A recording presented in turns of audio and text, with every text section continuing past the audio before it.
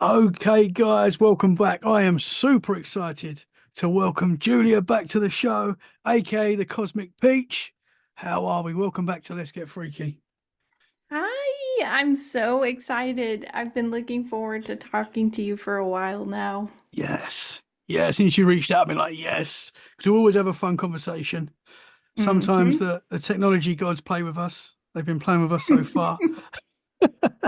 I've, Yeah, it's actually kind of creepy because I recorded an episode like a few days ago and it sounded okay, but today for some reason it sounds like I'm on the other side yeah. trying to record. Stranger Things. It's like you're in the upside Yeah. down. Yeah, pretty much I'm underwater. It's cool. But Nice.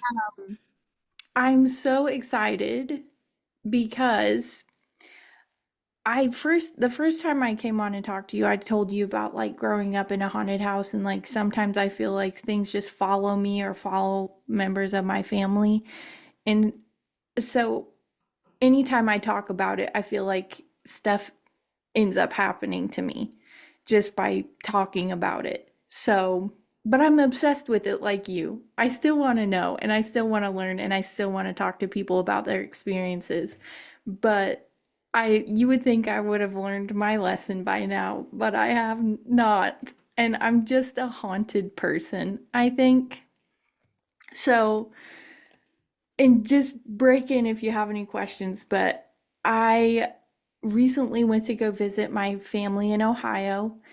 And when I go visit them, they always plan a bunch of stuff for us to do. Every single day is like loaded, multiple things, plans for us to do. So the day that I landed there, we were going to have a haunted day. So as soon as I landed, we were going to go to this cemetery. It's a super famous cemetery and do like a cemetery tour. And then we were going to go eat at a haunted house restaurant. And then we were going to go investigate Madison Seminary, which one of the guests you've had on previously has talked to you about Madison Seminary. Interesting. Do Can you? you remember Heather Mosier? Yes. Yeah, yeah, yeah.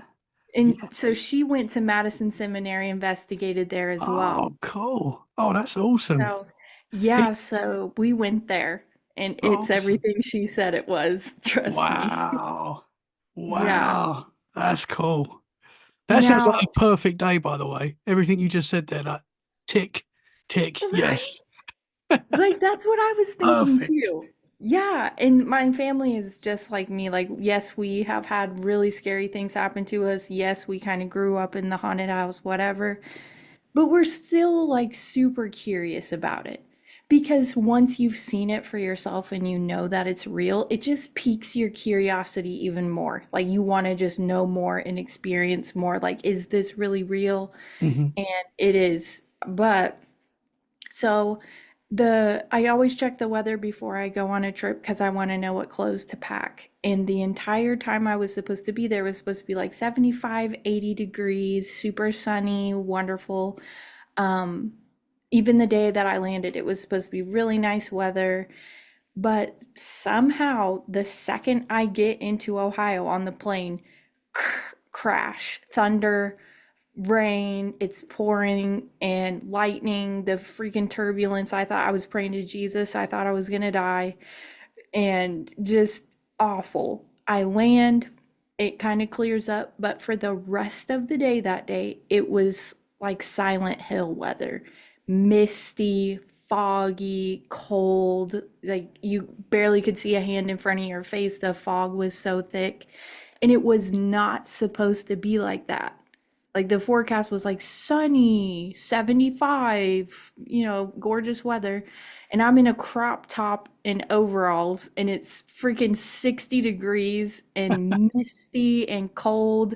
And I was like, well, the weather showed up for our haunted day, you Yeah, know? perfect spooky weather. Yeah, yeah. So I was just laughing about it and I was like, oh, the weather really showed up. It's such a creepy day, whatever.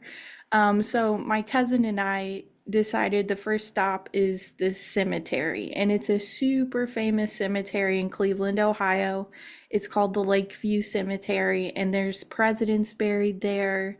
There's a investigator. His name is Elliot Ness, and he investigated like the Bay Harbor Butcher or whatever they called him. It was supposed to be he was kind of like Jack the Ripper of Cleveland. Oh, And wow.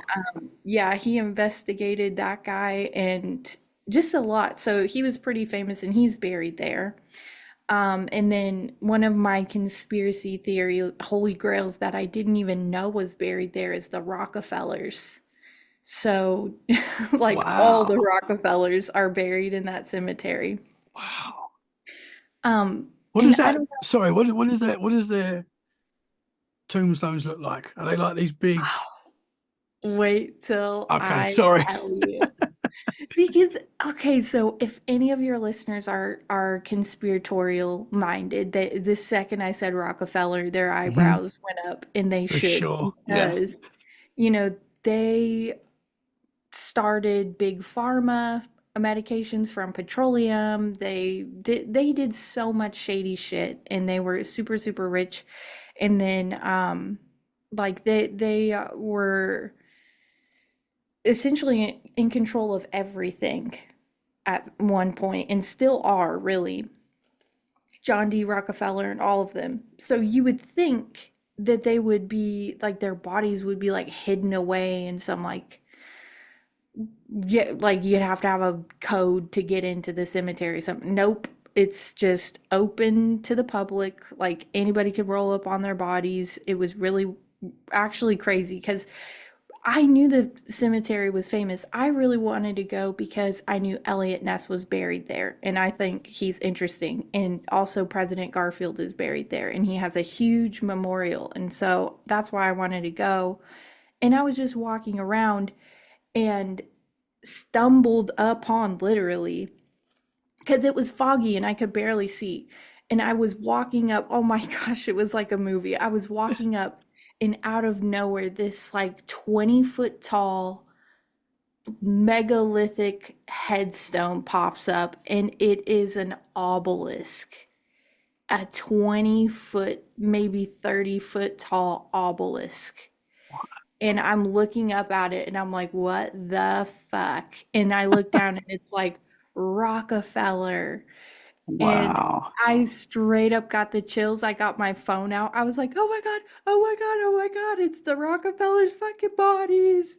And it was a gaggle of them. I walked around like they have the main obelisk, and then all the bodies are buried in a half circle around it. So you walk up to the little tombstones and they have dead babies, dead Rockefeller babies. They've got aunts, grandmas, cousins that like Man, John D, all of them. They're they all all go buried there. there. All of them. Yes. Isn't that Whoa. crazy? Yeah. Wow. That's wild. Yeah, it was. And I was kind of like in awe at first, but then I was like walking around and reading all the names and stuff, and they have this semicircle of like the lesser important Rockefellers, and then right in the dead center is like John D. And then his wife, and then another person I can't remember, but his sons didn't even get to be in the center. They were on the outside with like the dead babies and the aunts and the cousins and stuff. Yeah. But I mean, I had straight up chills. Now, before I stumbled upon them, we had went to the President Garfield Memorial, and they have it set up like they designed it to be like a cathedral. And so when you walk inside, it looks kind of like a church, and there's a big statue of President Garfield. But what gave me the creeps is when you walk down into the basement of the memorial, it's just a crypt with a big gate enclosing his casket. Like it's not in the wall, it's not buried, it's literally his casket and then a Wow. big gate around it, and you could like reach your hand in and almost touch the casket with his freaking body in it. Wow, Isn't that weird? that is weird. What year did he pass? When did he die? Let me Google it actually, because that is a good question. His wife is buried next to him, and her casket is right out in the open as well. He died September 19th, 1881. Okay. And they had a contest to see who could come up with the best design for his memorial. And the person, I think, was from Ireland, and he won the contest or whatever. So they built his design, and he designed like just the two caskets, a little fence around them, and then like this whole cathedral thing that comes up. It's like 3 stories tall. And when you get to the very top, you can see all of Cleveland, and it's so pretty at the top. But I was definitely not expecting to go down there and see two real ass fucking just Yeah, sitting out there coffins. that's unusual. That's very, you don't see that very Hmm. often at all. Yeah, because Wow. even like a mausoleum, you go inside and like their bodies are in the wall, and it's just a little plaque that says like President Garfield from November to September or whatever. Hmm. But their freaking caskets were just sitting out there. Um, and it was just really creepy. It's one of the oldest cemeteries ever. And I don't know if I'm just going to say this is red flag number one in this story. I don't know why, but I decided to wear a brand new pair of tennis shoes that day. Like when I was on the plane, it was cool because I was just sitting there. But then as we were walking miles and miles through this graveyard, and it was damp, my socks were wet, and my freaking toes started rubbing on the shoes, and I was getting a huge blister. So Oh, tell me why, me being already kind of a haunted person, I took my tennis shoes off and was walking barefoot around in the cemetery. Please oh, fucking tell me why I did that. oh no. In my like so we were deep off into this bitch at that point. Like we weren't by the entrance to where like, oh, I can just walk on the road, take my shoes off real quick and get in the car. We were deep off in that bitch, and I was like, I can't take one more step in these shoes. Took them off and was walking barefooted across all these graves in this anciently old graveyard. I walked barefoot right by the Rockefellers' fucking bodies, Man, and I not many I people can say that. I don't know what possessed me to do that. Because, I don't know. When you have your shoes on, at least you're like, okay, well, I have shoes on, the whole rubber sole thing. I'm not Hmm. connected. But Yeah. barefooted, walking through there, and I just couldn't take one more step because my feet were hurting so bad. And my cousin was like, no, no, no, we got to go see this one, and we got to go see this one. And I was like, well, fuck it. I'm just going to take my shoes off. So So was you planning to stay barefoot outside as well? Like, was you going I to keep them off the whole time? I did. I kept them off until we got back to the car because, like I said, she picked me up from the airport and we pretty much directly went to the cemetery. So I still have my suitcase in her car where I could like go run and put on like a pair of flip-flops or whatever. Hmm. But I had to walk back to the car. So I was like, oh, well, I'll just take my tennis shoes off for the rest of this excursion till we get back to her car. I'll put a pair of flip-flops on. But I'm telling you, red flag number one, do not walk barefooted through a cemetery. I repeat, do not walk barefooted through a cemetery. I, so, you know how things like catch up with you, like in hindsight, after Hmm. things have had time to settle. At the time, I was like, oh, I probably shouldn't be walking barefoot through this really anciently old cemetery with all these Rockefeller bodies. But at the time, all I could think about is a big, huge sore on my foot. So Yeah. I did it. Because that is Um, nasty. We all know that feeling when you got a pair of shoes on that it's hurting. You like you got to get and them your on. But socks are wet, and you're yeah, it's like, oh uncomfortable. God, it was terrible. So when we got back, we went and saw like Elliot Ness's grave and like we saw some other graves. We got back in the car and she was like, okay, we're about to make our reservation for the haunted house restaurant. And I was super excited. But before we left the cemetery, I made everybody hold hands and I was like, I'm going to pray really quick. Thanks for letting us visit. We're just, observing. Please don't follow us home. Like, please don't attach to us. Amen.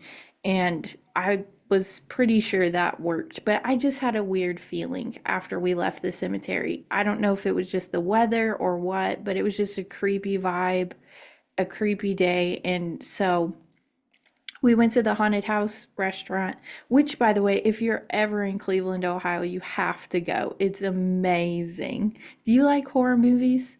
Oh man, yeah, 100%. Yeah. They literally dress up as horror movie characters, like Texas Chainsaw Massacre. They dress up as all of them and they serve you food Oh and they like man. pretend to like saw your arms off and shit. Oh And they wow.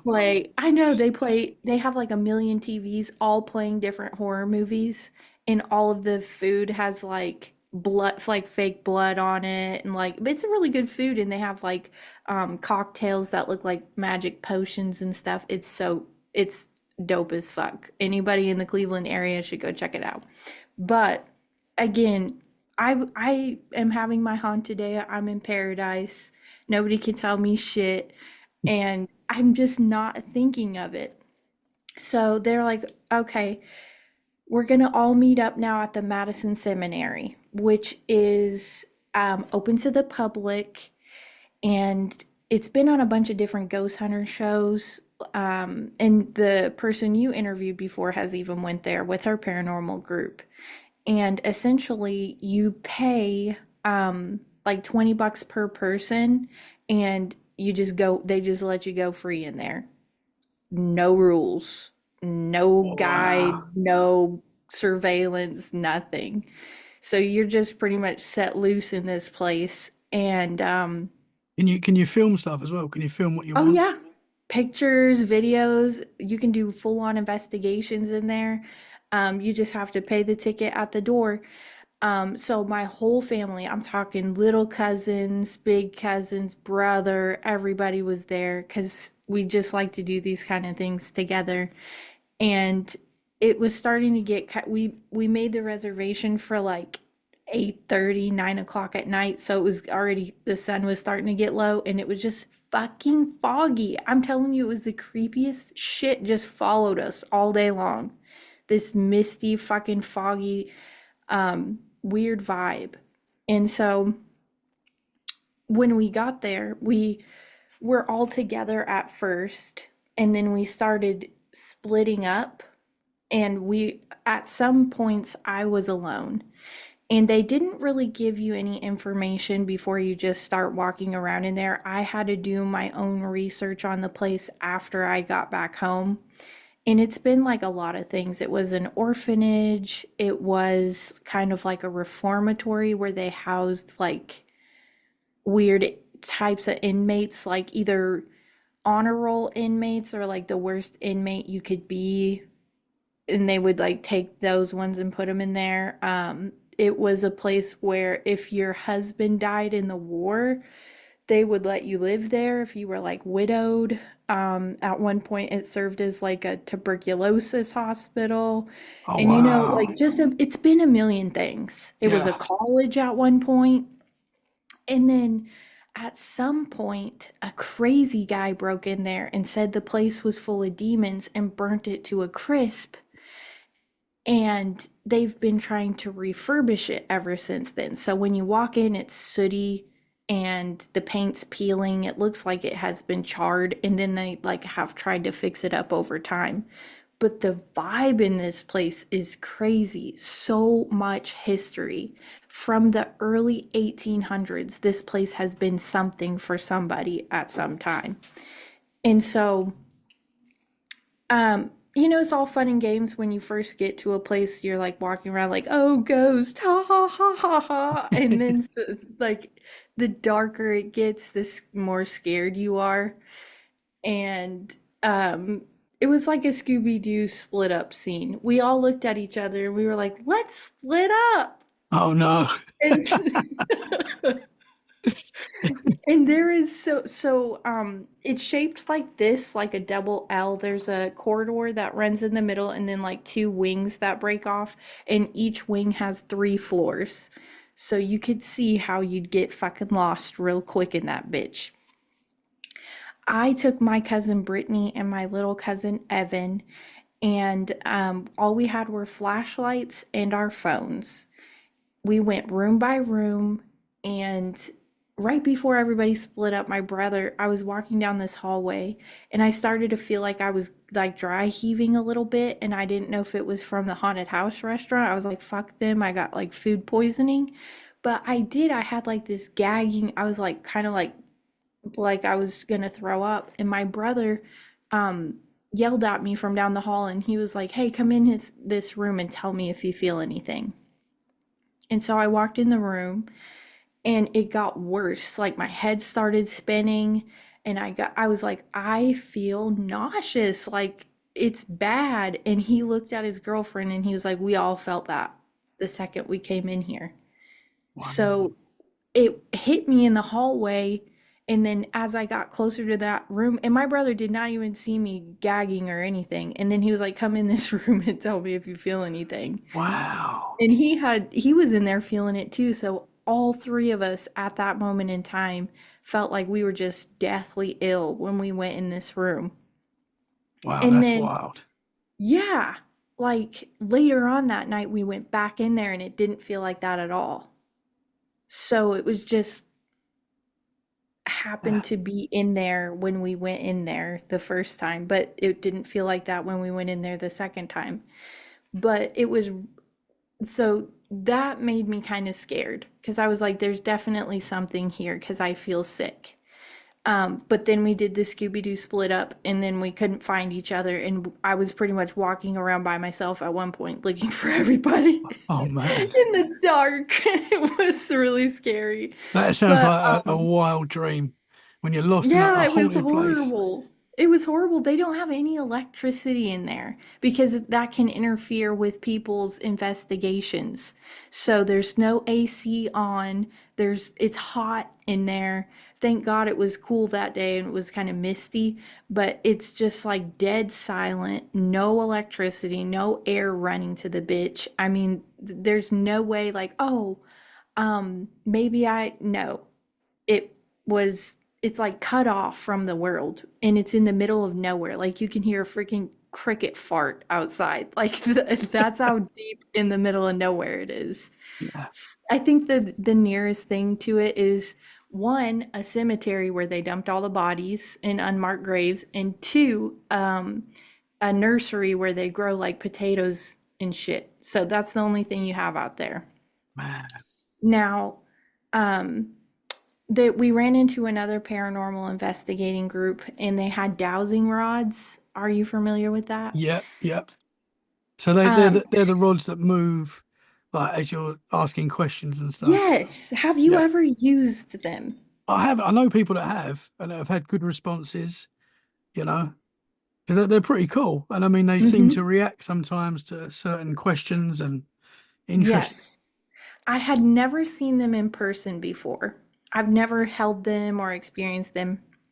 And when we did our Ghost Adventures episode, I told you in that episode, like, I'll go to a haunted place, but I ain't fucking around. Like, I'm not holding any dowsing rods. I'm Yeah. not calling anything out. I just want to walk around and see, like, if anything happens. Hmm. But we ran into this other paranormal investigator group. She had dowsing rods.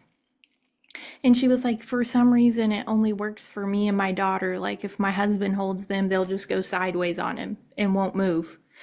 Now, the craziest thing is we were all standing in the hallway.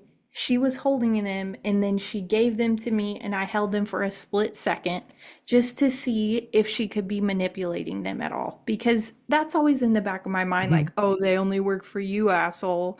Are Yeah. you fucking swinging them around, or like, what are you doing? Yeah. So I held them in the way that they're made in their design. You can't manipulate them. Even if you like, you can swing them, but like you'd see your hands moving. Hmm. Yeah. So there's no way you can manipulate them. It has to be something else. Because I held them and I like kind of swung them around and I realized she was telling the truth. Like you can't. Are they quite loose, or are they quite? Is it quite a stiff It's movement? they're loose as fuck. Like Right. if you're holding them still in your hands, they'll do a 360 on you. Like, but you Ah. have to swing them around, you know? Hmm. And so if you're holding them really, really still and they're moving on their own and you're being still, I don't see how, like, how could you fake that? You know what I mean? Hmm. You'd have to literally take your hand and like flip it around for it to move. Yeah.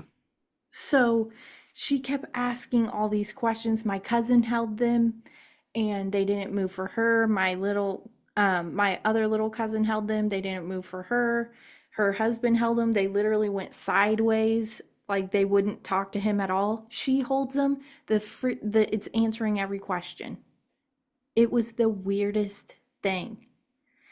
If she said like, "Are you here with us?" If it opened up, it was a yes, and if they crossed over each other, it was a no. And again, like to get them to cross over like in an X form Hmm. without moving your hands at all, I just don't know how you could fake something like that. It would be really hard to do that. So, um, it said that there was like demonic spirits in the attic. And she just was asking, it gave me the creeps because she asked a question and it was really, really quiet. We were waiting for them to move and we just hear like a lady's like kind of like a like that from Oh, down the hallway. While it because you know when you're waiting for it to move or like waiting for an answer to everybody's like super quiet, like, are you here with us? yeah. And it's like really quiet. And we just hear from down the hallway. Was there And we anyone were down the hallway? no, that was the craziest thing because we all Oh looked at each other wow. like, what the fuck? I bet. Wow. Yeah, did you hear that? Did you freaking hear that? So I was like, all right, that's enough with the dowsing rods. Thank you so much. It was great meeting you. Fuck off to your side of this hospital wing. I'm going over here because you're conjuring some shit up and I'm not ready for it yet. So that that was kind of the end of that. We met back up with them later, but and they were still doing their dowsing rods, but I was like, you guys are giving me the fucking creeps and I can't do this. So I got scared and I wandered off by myself because they were still like, oh, let's ask more questions. And I was like, I'm good on the questions. I'm okay. I'm gonna go to another area. And the crazy thing was I was walking around with my phone and catching stuff and not realizing it until I watched it back later, which is the craziest thing. Because when you're there in the moment and you're scared and you just kind of have your phone out, you're not really paying attention. And then when I came back home and I was editing the investigation so I could post it for my Patreon listeners, I was like, how did I not hear that? How did I not see that? How did I and it was right there on my phone. It was kind of surreal actually because I was like I was standing right there and I didn't see that. Yeah. Or I was I've heard standing a right lot of there and I people didn't say that as hear well. that. Yeah. It's creepy. Um so when I walked off by myself, I went into this bedroom and I could hear all of them at the end of the hallway still talking and like socializing with that other paranormal group. And I was being so quiet in there. And I just heard on the phone, didn't hear it while I was there, but on the phone, I heard a man's voice and it was like, ah, right behind me on Whoa. my fucking iPhone. I had literally have a fucking iPhone and it picked it up and I Man, my human ears didn't hear it, but my fucking iPhone heard it. that's wild. Mm-hmm. And how clear was it? Was it clearly like a man's voice? Yes. Yes. And there was Like no one there. no mistaken. Like if you heard it, you'd be like, "Are you sure it wasn't you or what?" No, it was a dude because it was like a like that. Whoa. And it wasn't me, because I was breathing quietly. I was just trying to be really quiet, like investigating by myself down there. And I Yeah. could hear all of them at the end of the hallway talking. And just behind me, you can just hear like, ah. Wow. But Because you definitely would have heard that. Like, right. So, like what they say about like you can't hear stuff in person, hmm kind of like an EVP, but you can hear it later. yeah. And I think that was one of those moments because right after that, we all met back up and decided to go to the next floor. And that's when it started getting really crazy.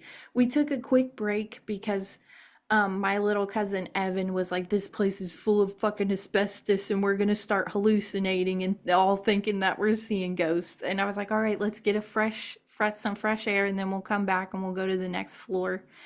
And he said that when we went there, he was completely skeptical, didn't believe in any of it, was goofing off the whole time. I had to keep yelling at him and being like, "Evan, stop messing around because it's when something happens, you're gonna get fucking scared and then you're gonna be freaking out."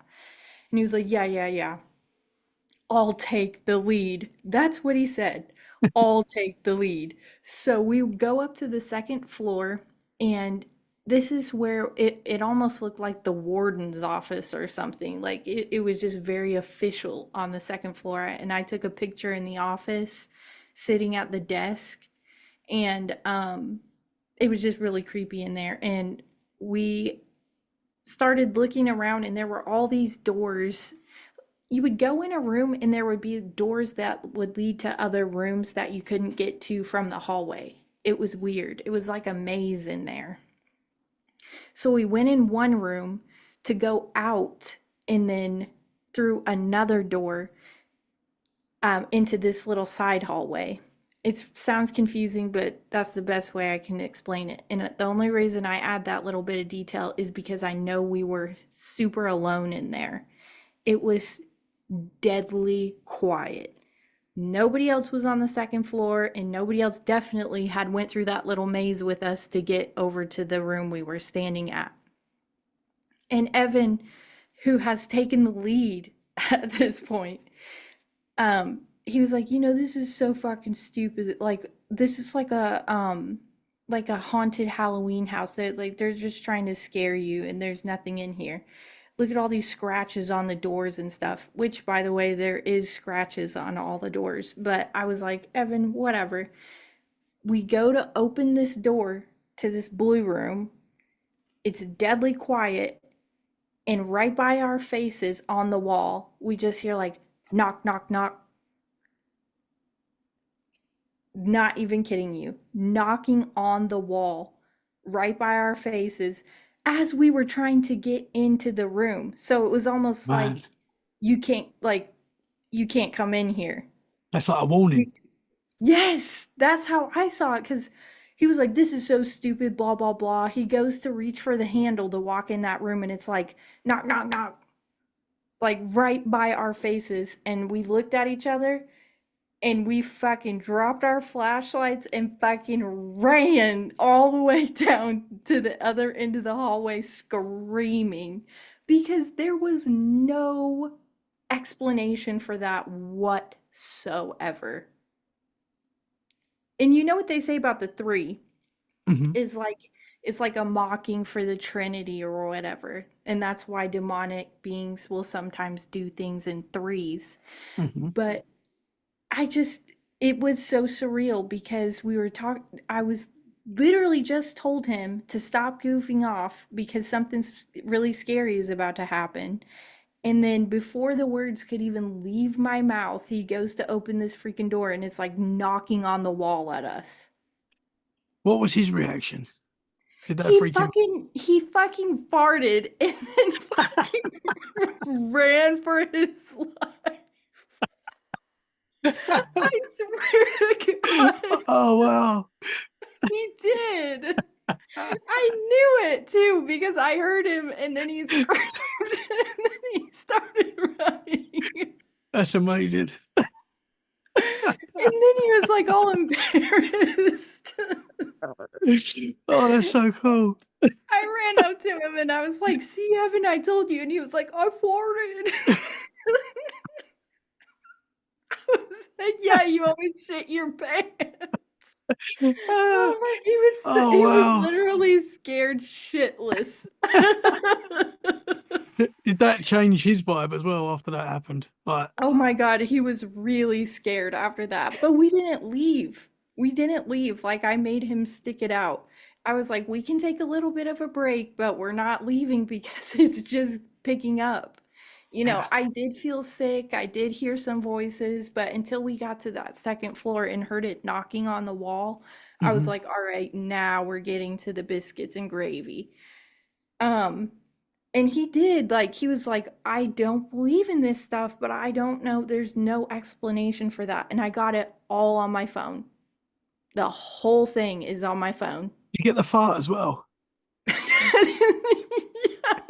And then I got so this other paranormal group, it's embarrassing, but we screamed. Evan in particular screamed so loud.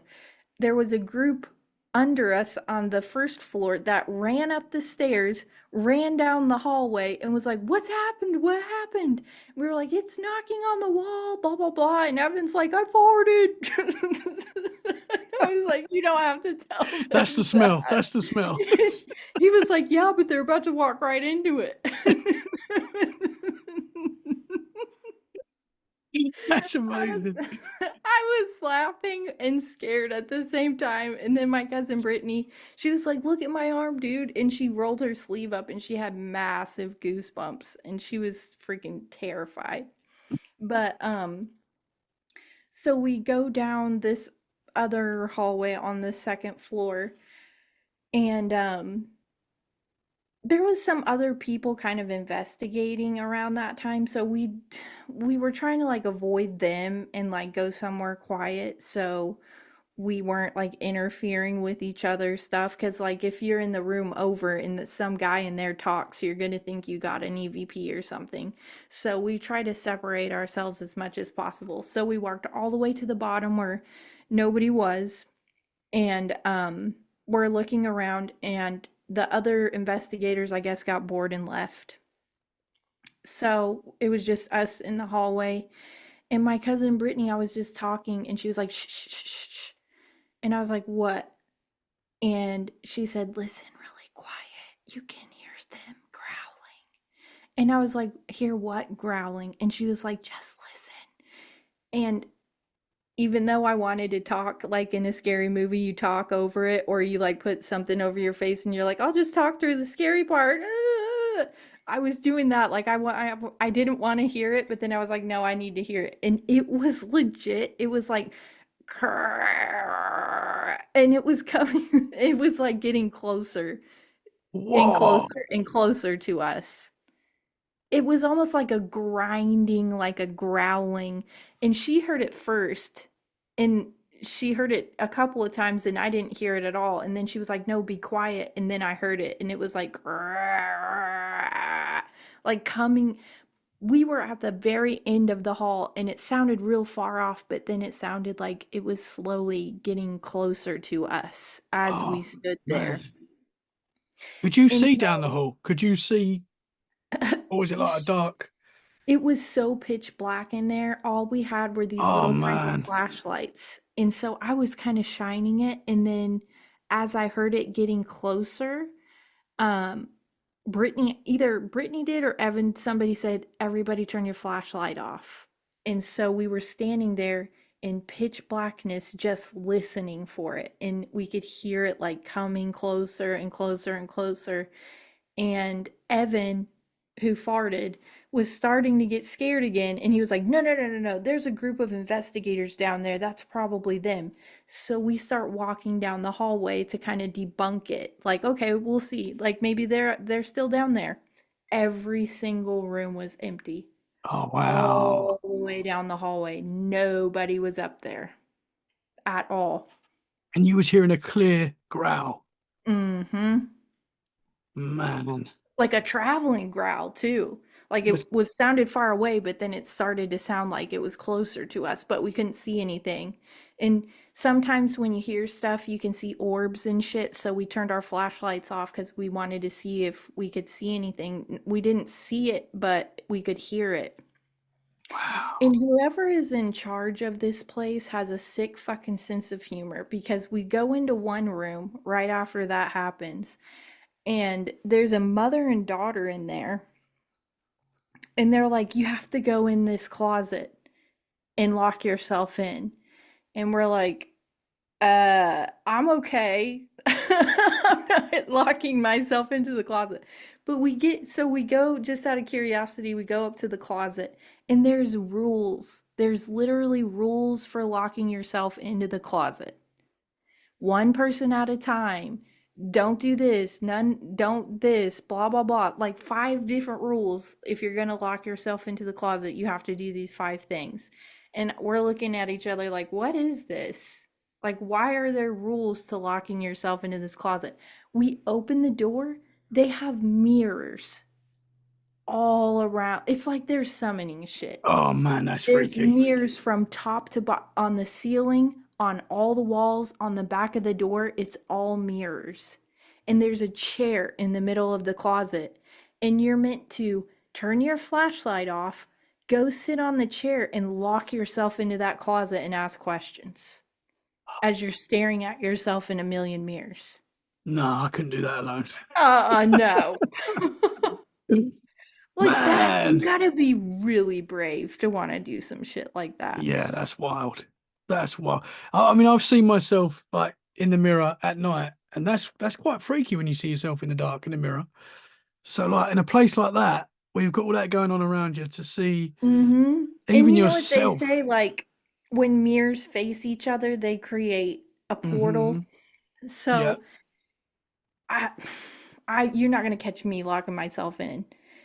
And Evan went in there because I said, "Oh, Evan, you don't believe in this stuff. Why don't you go in the closet?" And he was like, "No, fuck that." And I made him go in the closet. I closed the door on him. Oh wow. And then I held the handle so he couldn't get out, and he was freaking out in there a little bit. I'm not sick or twisted or being mean, but he has to learn that this stuff is real, Yeah. okay? Yeah, for Because it sure. is. So he's all like, "Oh, this isn't real, this isn't real." And then all this stuff is happening. He's getting freaked out. And yes, I locked him in the closet, whatever. He didn't die. Well, he didn't die. So he's learning. He's learning. Yeah. Um, never trust even your family. They will lock you in the devil closet. I don't blame you. I would lock my brother in there as well, Oh to be yeah, I honest. pushed his ass in there and then I closed the door. And he would do the same to me. I'm sure he would. So, Oh yeah, it's yeah. just, He wouldn't ask any questions. I was like, "Hey, ask some questions while you're in there." And he's like, "No, I'm okay." And I was like, "Just one question, just ask one question." He was like, "What question?" And I was like, "Just say, 'Are you with me?'" And he was like, "Fuck no. I want to get out of here." So I opened the door and I was like, "Oh, you didn't want to know if there was anything in there with you in the closed mirror closet in the dark?" It was so scary. I'm serious. It was so scary looking. I don't even know why they have that set up there, but it's a good place to have it if you are trying to channel some shit. yeah, for sure. They they claim to see little tiny creatures that look like leprechaun creatures at this place, like little 2 foot, 3 foot tall black Interesting. masses crawling around from room to room at this place. And the guest that you had on, Heather, when she went there, she did see that.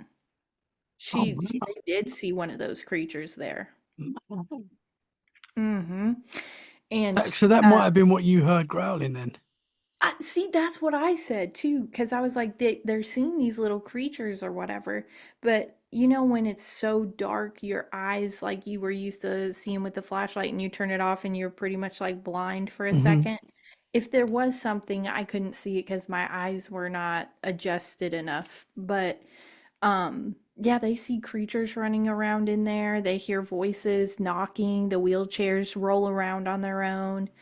And then there's the attic, which that was the last place we went because I was scared because when we met the two chicks with the dowsing rods, they said all the bad spirits were in the attic. So I was nervous about going up there. Just reaching the top of the stairs going into the attic is a whole different heaviness. Like it's almost um you walk through the doorway and it just lays on you. It's heavy. And so I didn't want to, I was up there for maybe 5 minutes because I just couldn't do it. My two little cousins, Madeline and Jaden, they were all being brave or whatever because they're young and they can do that. And I'm old and I'm like, fuck this and want to leave. They went into this room called the rape room. They call it that. I don't know why they call it that, but they call it the rape room. And both of them started freaking out. And it wasn't them just being like little and like 16 and scared. They looked actually horrified and they said that their faces were tingling and that they couldn't open their jaws. Like they couldn't open their mouths. Like their face was frozen and it was tingling. And they started like trying to scream and they couldn't open their mouths. Oh, wow. Mhm. And Man. so we made them go out. We made Yeah. them go outside because they were freaking out too much and they're like I get it at first it was kind of like fun because we had our flashlights and it's a family thing and we're doing the but then stuff really like really scary stuff started to happen and we made the younger kids go out because it's just, that was just too much. Yeah. Um and You, then my brother, oh go ahead. I was going to say, you're starting to get attacked like that. These are like spiritual Mhm. attacks now. Mhm. And because we did this Scooby-Doo split up or whatever, my brother, and I didn't find this out till later, had already went up there before we got up there, and they walked into that room and they didn't feel anything physically, but they said it smelled like dead bodies in that room. And they were like gagging from the smell. They thought a dead animal had like crawled in the wall and died. Like it smelled Wow. so bad in that room. But when we went up there, it didn't smell like anything. But the girls couldn't move their face and their jaws were locked. That's wild. So it's just, and they call for what I don't know if somebody actually got raped in there or what, but they call it the rape room. Yeah. And like my brother smelt dead bodies in there. And then my two little cousins, they're super vulnerable because this is the first time they've ever done anything like this. So maybe that's why they got like a physical attachment or whatever. But they were looking at each other and they were like my face. And then later we asked them and they were like it was like tingling and burning and we couldn't like open our mouths to scream and it was Wow. just really weird. They did have when it functioned as like a I don't know what it was. It functioned as something to where they had like widowed people and like prisoners and just some weird like just hodgepodged a bunch of people in there and we're trying to take care of them. And right next to the rape room, there's this like gynecological room. And it's like the freakiest thing. You walk in and there's one of those chairs with the stirrups, like where Oh, you put your legs man. in and like a Yeah. little medical tray and like all and I'm like, abso-fucking-lutely not. Not right next to the rape room. Fuck Ah, that. It just gives you the creeps. yeah. Did you go in the right room in the end? Uh-huh. Oh, you went in Uh-huh. there. I went in and got those two out because they were freaking out and I could hear Ah, them. I didn't stay for too long because the second I pulled those two out and we got back down to the hallway, there was another group like waiting to get in there for us to leave. Because everybody wanted to have an experience in that room because everybody talks about it. Um, but I did make my friend Tiffany go sit in the gyno chair, and she said it wasn't a good vibe. yeah, I bet. But I didn't. I was like, "You go, you sit in it. I'm not gonna sit it." I was like, "Put your legs Smile. up." But yeah, Man. no, so there was just a lot of little weird things that happened, and they try to make it family friendly, but they won't let anybody under 12 years old in there because so many things have happened. Um, at one point we were walking around and there was a paranormal group that had like a one of the twisty kind of flashlights. You have to twist it to get the light to turn on. And they would say, like, if you're here, twist it and make the light come on. And you could literally see the light dimming and then coming back on. So either it was being twisted, or the spirit could mess with like whatever the battery in the light, but you could see the light slowly dim.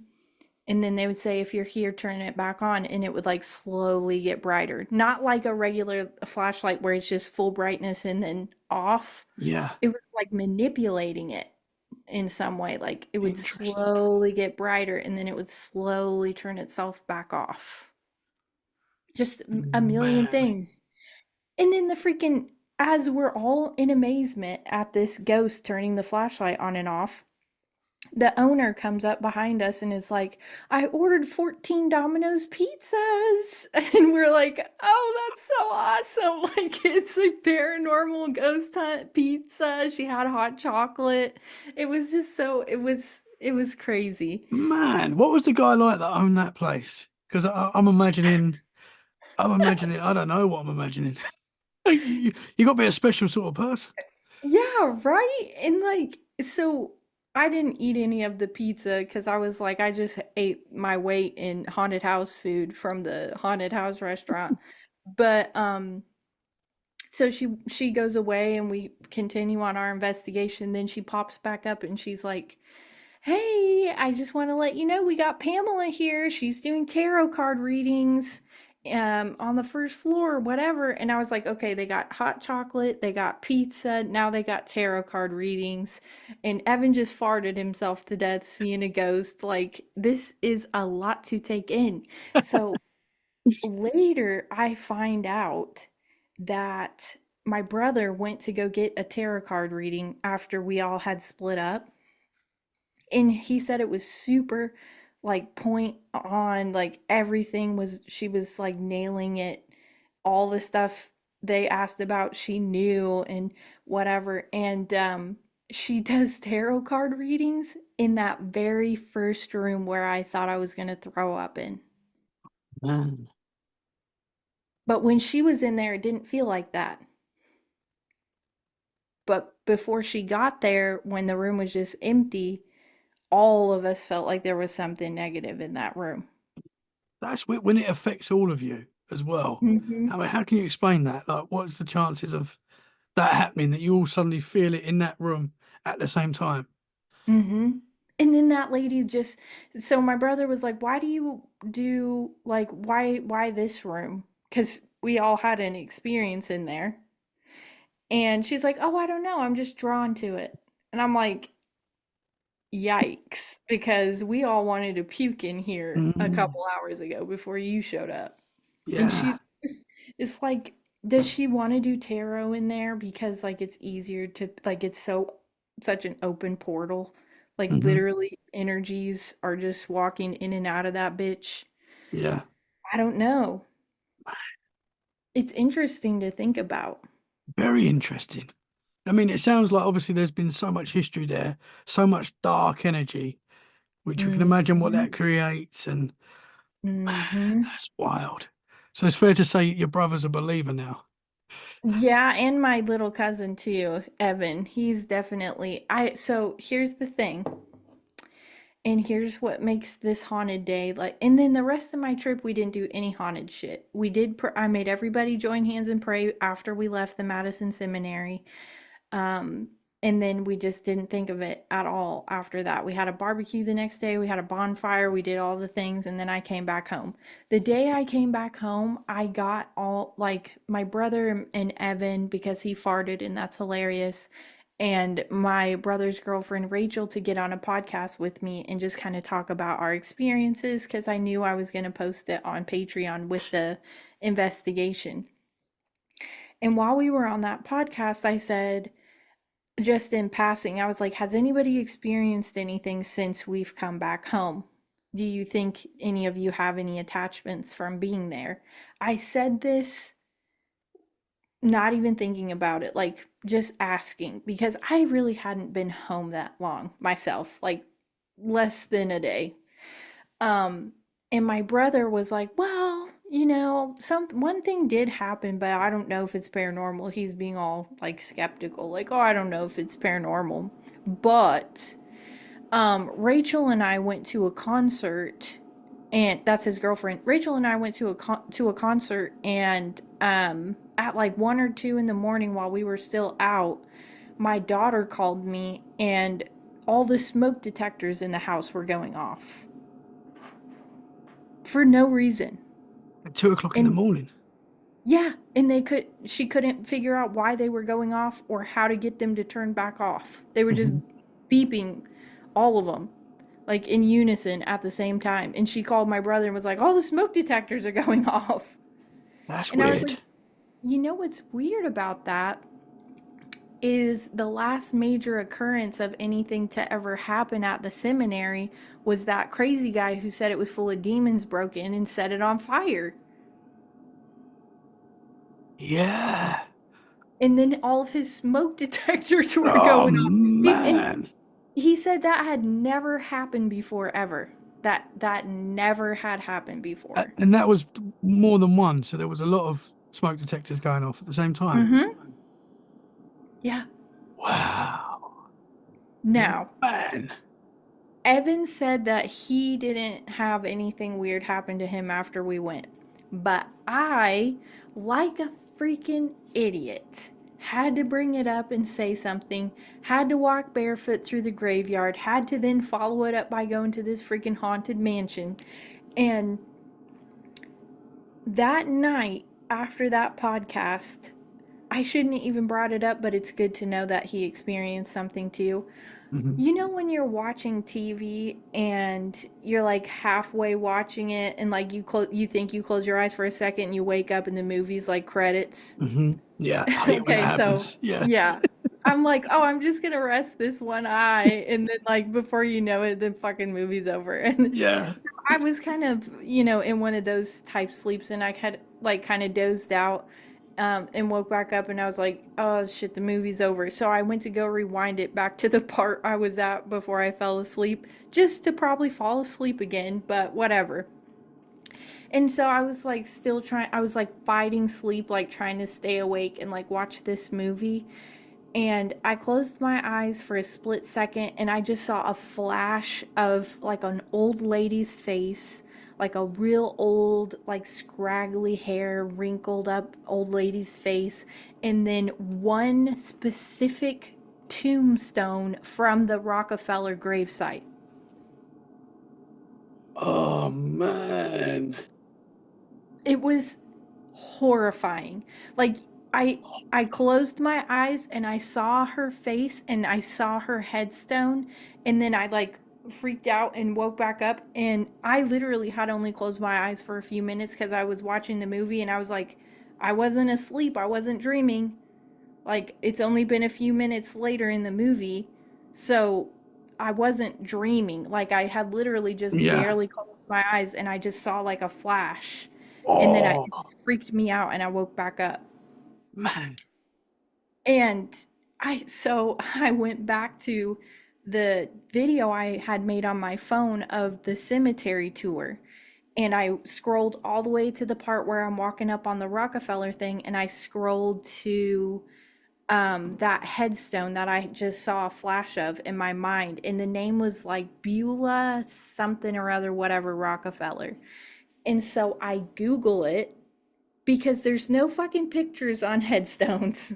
There's just names. Mhm. So I Google this bitch's name, and a fucking picture pops up of her like old. Like there's a lot of young pictures of her, but then there's like one like right before she bit the dust, like an old scraggly old lady, and it looked just like the face I saw when I had like closed my eyes for a second.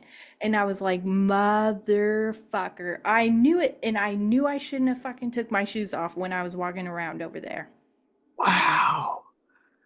What makes it worse is so that happened one night, and then I was so freaked out I went into my bathroom in my bedroom, and I just started praying and rebuking, and I was like, I rebuke you, you cannot stay here. You do not have permission to attach me. You do not have permission to stay here with me. And I thought that was good. The next night, I'm laying on my stomach, and it's really hot in Oklahoma in the summertime. Okay, we got fans on, we got everything on, but I just have like a sports bra and my underwear on and nothing else because I'm burning up hot, I'm sweating to death. And so, you know what they always say, if you don't have the covers on, then they can get you. That's so fucking true. Because I was like, I don't want to sleep without the blankets on because I'm scared, but I'm sweating and I'm so hot. So I just pulled it down for a second. And I was laying on my stomach and my whole back was out. And right in the middle of my back, under my shoulder blades, in the center of my back, I felt three taps. And Pray I again. Yes! And then so I Oh, felt three taps on my back. And I like sprung up like this and I looked over at my husband because I was hoping to Jesus that he was tapping me because like I had pulled the covers off him or he was mad because I still had the TV on and I lied about setting a timer, whatever. I thought he was trying to get my attention. Fast to fucking sleep, facing the opposite direction. oh man. So scared as shit because I know I wasn't imagining it. Like I was super hot, pulled the blanket down, was still semi-conscious, laying there like, oh, I'm so hot. And then I felt the taps on my back after I had pulled the blanket down. So I when I sat up and like I looked over and he was sleeping in the opposite direction, I was really scared. So of course I do what you're supposed to do and I woke him up too cuz like fuck you, you can't be sleeping while this is happening to me. And I was like, "Hey, did you just tap me?"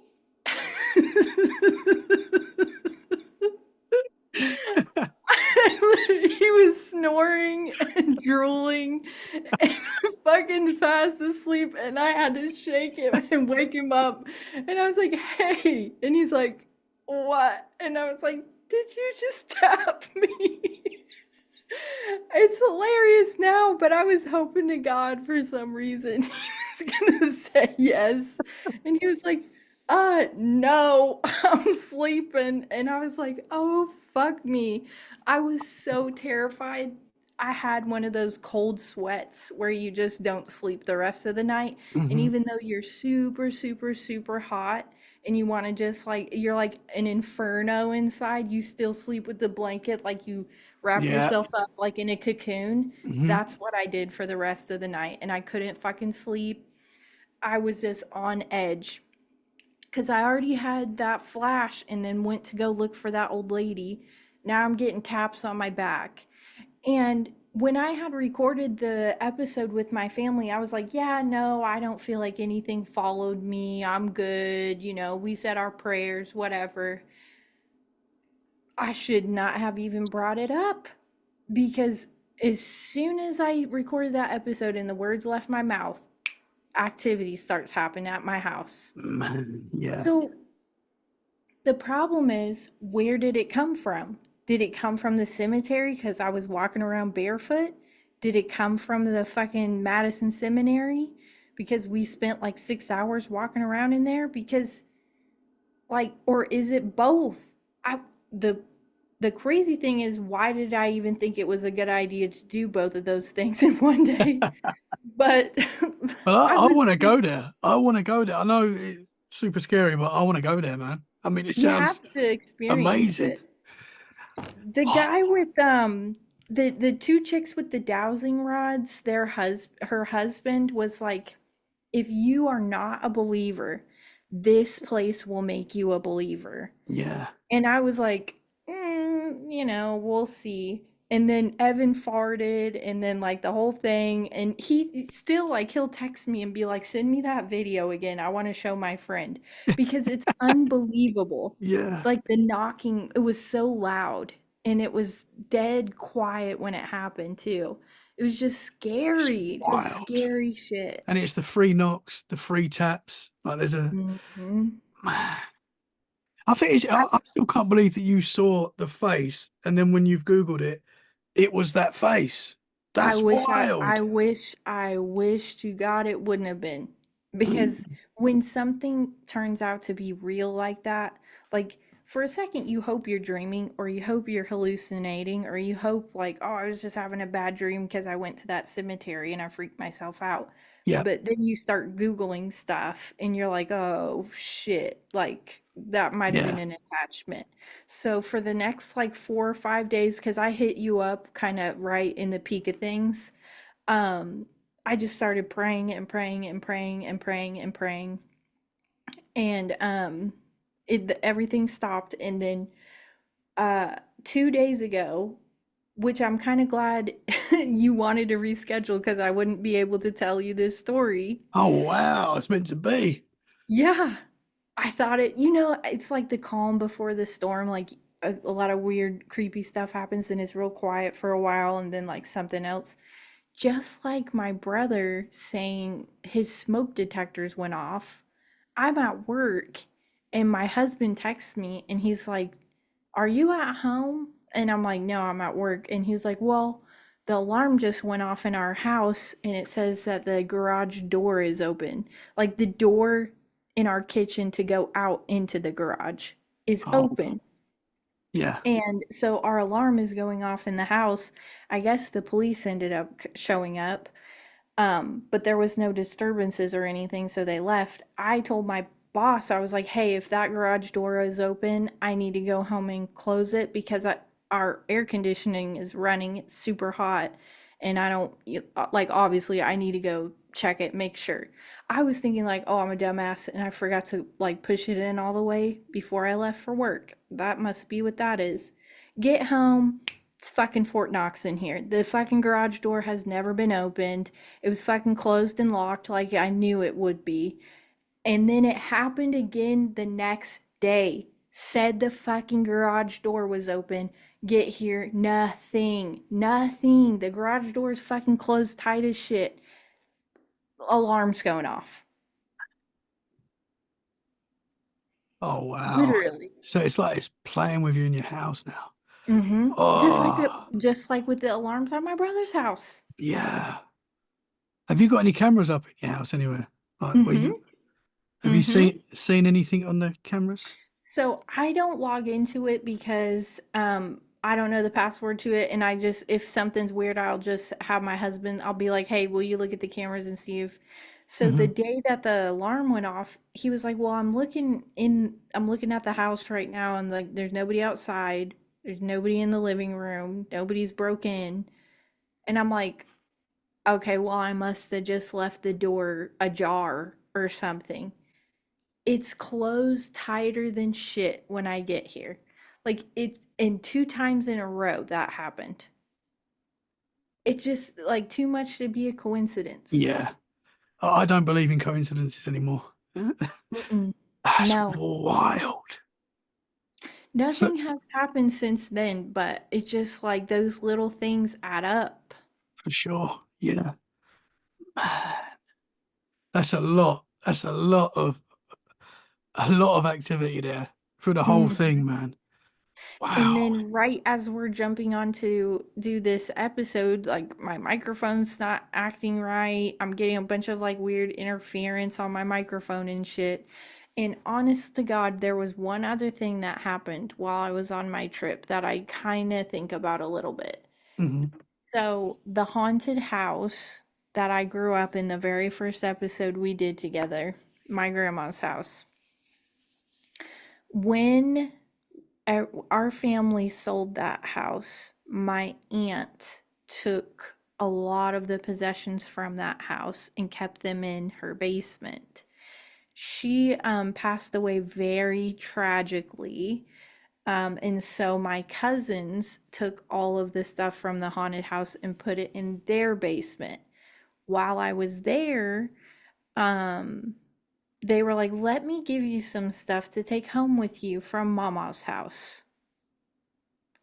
And so I put a bunch of stuff from Mama's house in my suitcase and brought it home and set it up around my house. One of them is a picture of my mom from high school that's sitting right behind me. So could it be something from her? Like, I don't know if something like that can attach to items, but I growing do up hear there, that. and I told you this story Hmm. of living there, and it was like full of demons in that house. Could even taking something to my house that used to be there, like, could something be attached to that even? I don't know, but I haven't put anything in my house that used to be in that house until just recently. And then all of a sudden, but it does coincide with those other two things that I did though. Yeah, So I don't it know. could be. I mean, a lot of people own haunted objects. I mean, on your Mhm. show, we was talking about what's his name? Zach Baggins. His hotel, he's museum, sorry, where he's got all the haunted objects. I mean, there's definitely something to that. Like, Mhm. I've talked to a lot of people that have bought stuff from thrift shops and stuff like that, and they've seemed to have brought something to their house. Oh man! But for Just me, too the big much. thing for this for me is you seeing that face that you haven't seen, and then when you've looked into it, it's the person that you've seen, and for me, that's wild. There's no coincidence there. And like it's something, when you see it in your mind's eye or whatever, but then Mhm. you never fucking forget it. Like it's burnt in there. Yeah, I yeah, can picture it right now. And hmm, before I ever even saw the actual picture of the lady, yeah, I could tell you every wrinkle in her face. Like it zapped my mind yeah, a little yeah. bit. Like, because it And was so scary. you know the difference between a normal memory that you're just thinking of Mm-hmm. and something like that. That's like an image that's been put into your mind. I've Mm-hmm. I've experienced that. I've seen. I've been sitting on my couch, shut my eyes, and a face has just appeared, like a picture, but it's just there, Yes. and it's not in my Yes. mind. It's I'm seeing it, and I'm like, Mm-hmm. who the heck is that? Now I didn't know who that was. I never found out who that person was, why I've seen something there, but I have experienced that where a face has just appeared Popped up. like out Mm-hmm. of nowhere, just and you're not even thinking about anything. Like you can be watching something and not thinking about anything to bring that up. So That's that's exactly wild. right. And that's why I mentioned like I was watching a movie, like I was fine, I was chilling. I was watching White Chicks. Like it's Yeah, a great fucking film. hilarious movie. I was Yeah. laughing, Hmm. I was like, oh my God, I love this movie, whatever. And I just kind of sleepy. And then why, like, out of any moment where I'm totally fine and just chilling, would that happen? And Yeah. just pop up in your face, like, whoa, fuck, what was that? And Hmm. then it could just be even with it happening to you, it's like, is that just some little random attachment you picked up because you walked by a cemetery or something? Hmm. Like Yeah. what, like how does that happen? It Yeah. Is it came a with me on message? the plane? Yeah. Is it a What? message or something like that? Like just them trying to communicate with you? I don't know. Mm-hmm. But it is weird. And I've experienced that. And you'll It, never forget it if it's hmm. happened to you. You never Yeah. forget It's it. You're like, scary. It's scary fuck, because it's like it's not a part of your memories. your memory or your thinking. Like it's just been Mhm. put there. It's like it's been put there. Yes. It is wild. You described it perfectly. Like there's no other way to describe it. It's not coming from you. You Hmm. just see it and it flashes and you're like, Yeah. "Fuck that." Like what was that? Yeah. Yeah. So, I don't know. And it's like I said, maybe the first red flag of me walking around in there barefoot, like that I probably shouldn't have done that and then follow it up by going to another super haunted place where they're seeing gremlin creatures and knocking on the walls and Yeah. I had a really fun day that day. And I think it's cool that my Patreon subscribers can go and watch the whole investigation and stuff and see everything that I'm talking about. And so it was a great experience. Hmm. But nobody ever thinks about like what happens to the investigators after they leave. Kind of why I was so interested in Zach Bagans from Ghost Adventures because he's been doing it for like 30 years and Hmm. going to some of the most haunted places in the world and collecting all this stuff. And you're like, at what point does it not mess with your psyche a little bit and you start being consumed by it a little bit? Hmm. And I For think that's sure. happened to him. Yeah. I even think looking into this sort of stuff can invite it. And, Mhm. you know, it's something that worries me about doing a show because I'm looking into paranormal stuff every day. And I'm like, Mhm. is this good for me? It's too late now because I love it. But No, I know. It's too late for me too. It's way too late for me.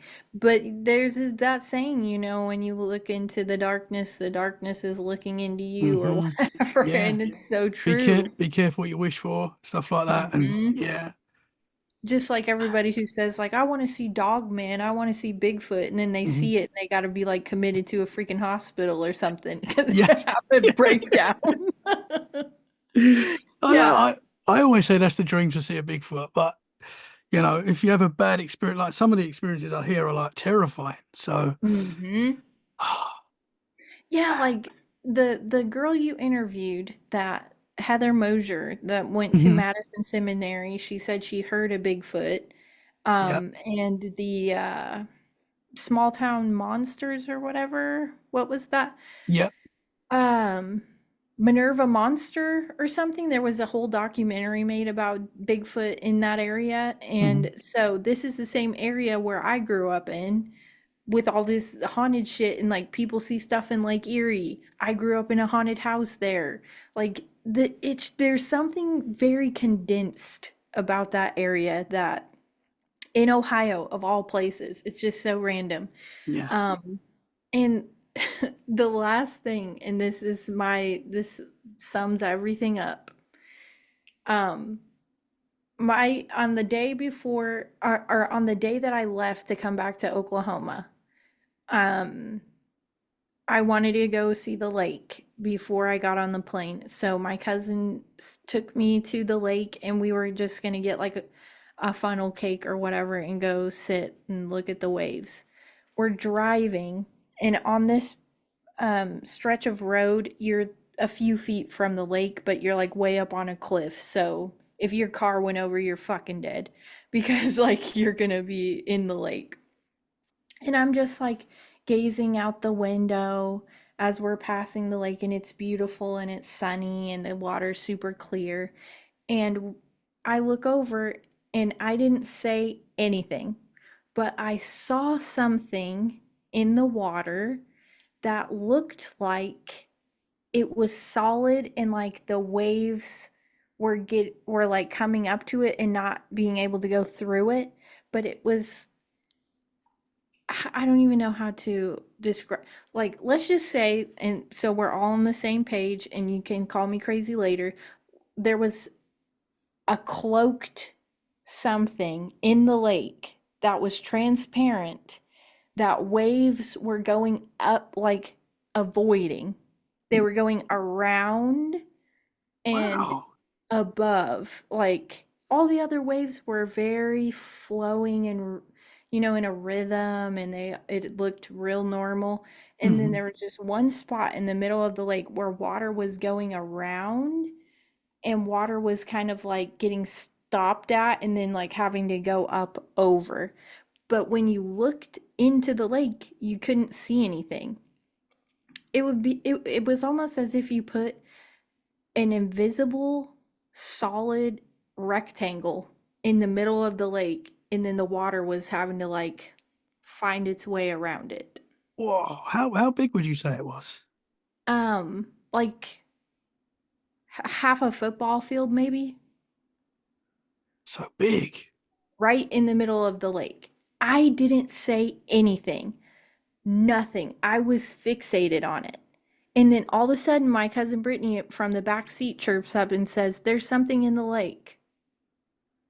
And I was like, "Wait, you see that?" I was like, "So you're looking at what I'm looking at?"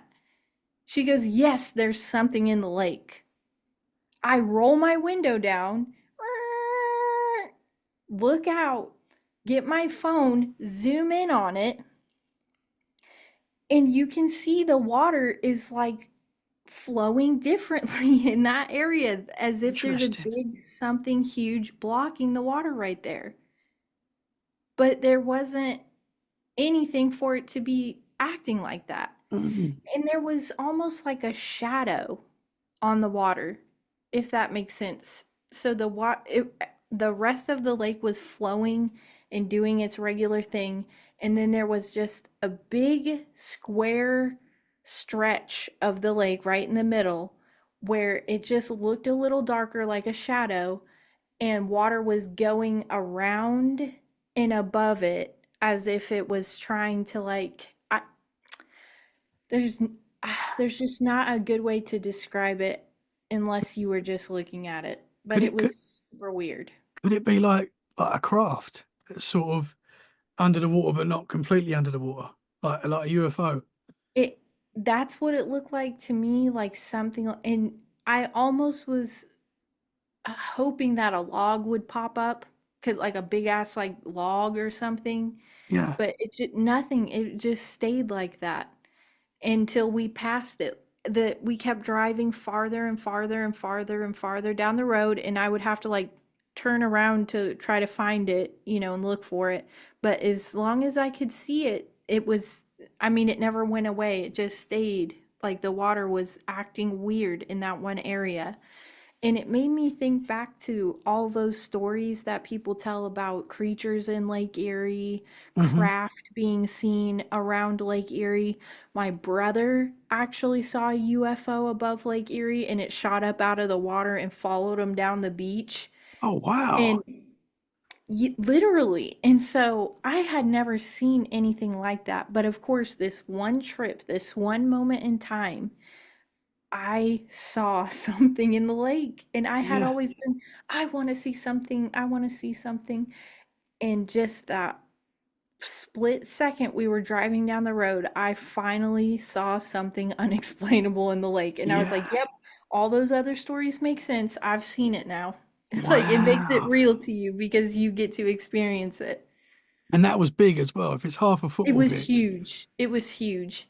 And just water was going up over it and around it. Like a big square. Like if you can imagine putting